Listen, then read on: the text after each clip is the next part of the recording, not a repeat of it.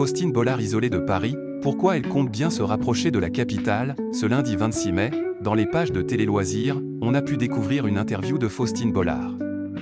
La populaire animatrice y est confiée au sujet de sa vie trépidante et d'un thème qui lui tient à cœur, dévoilant un grand projet, élue animatrice préférée des Français en décembre 2024 selon le sondage annuel de TV Magazine. Faustine Bollard ne chôme pas, pour France Télévisions, elle anime Ça commence aujourd'hui, la boîte à secrets et prodiges.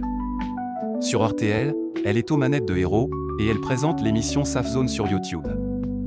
Dans une interview accordée à Télé Loisirs, parue ce lundi 26 mai, la maman de 2 enfants a évoqué le thème de la santé mentale, elle qui est directement concernée, notamment à l'égard du burn-out, la cadence imposée est parfois épuisante, oui, alors je m'oblige à faire des pauses, à refuser des projets pour prendre du temps pour moi.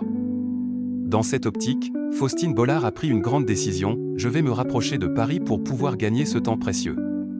Ce n'est pas la première fois que la présentatrice, qui a également confié avoir oublié ce qu'était un hobby, réaliser quelque chose pour le simple plaisir de le faire, évoque son envie de se rapprocher de Paris.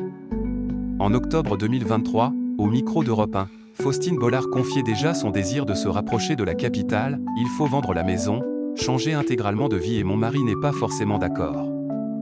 Avec humour, la quarantenaire, consciente d'aller à contre-courant de la tendance, avait ajouté « Tout le monde veut partir en périphérie, en province, et moi, j'ai envie de revenir dans la capitale ».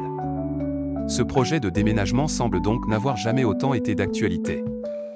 À moins que Faustine Bollard n'envisage un pied-à-terre pour la semaine, Faustine Bollard, à quoi ressemble sa maison dans le Val d'Oise, toujours à l'antenne d'Europe 1. Faustine Bollard avait fait quelques confidences surprenantes au sujet de sa résidence pour le moins atypique, on habite dans un endroit très sombre, proche d'une forêt, un peu flippant.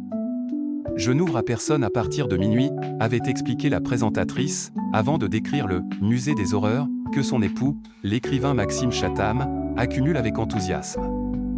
Cependant, cette demeure de style bourgeois abrite également un incroyable terrain de jeu pour leurs enfants, avec un billard, un baby-foot, des bornes d'arcade, des instruments de musique, d'innombrables jeux de société, mais aussi sa propre salle de cinéma. Reste maintenant à voir où compte s'installer Faustine Bollard pour se rapprocher de ses activités.